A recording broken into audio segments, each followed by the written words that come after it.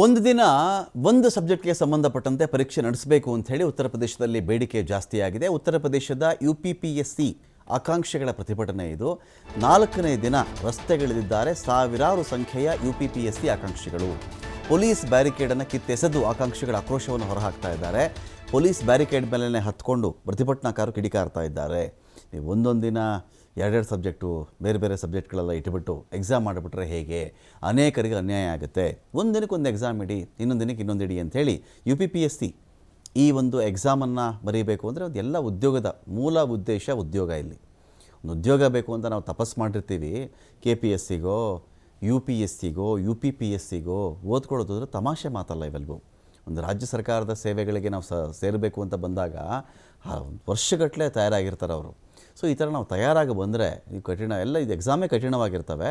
ಒಂದಿನಕ್ಕೆ ಒಂದು ಸಬ್ಜೆಕ್ಟ್ ಇಡಿ, ಇನ್ನೊಂದು ದಿನ ಇನ್ನೊಂದು ಸಬ್ಜೆಕ್ಟ್ ಇಡಿ, ಯಾರು ಬೇಡ ಅಂದರು. ಒಂದೇ ದಿನ ಎಲ್ಲ ಸಬ್ಜೆಕ್ಟ್ ಮಾಡಿಬಿಡ್ತೀವಿ ಅಂದರೆ ಹೇಗೆ ಅಂಥೇಳಿ ಪ್ರತಿಭಟನಾಕಾರರು ಇಲ್ಲಿ ರೊಚ್ಚಿಗೆದ್ದು ಸಾಕಷ್ಟು ಆಕ್ರೋಶವನ್ನು ಉತ್ತರ ಪ್ರದೇಶದಲ್ಲಿ ವ್ಯಕ್ತಪಡಿಸ್ತಾ ಇದ್ದಾರೆ.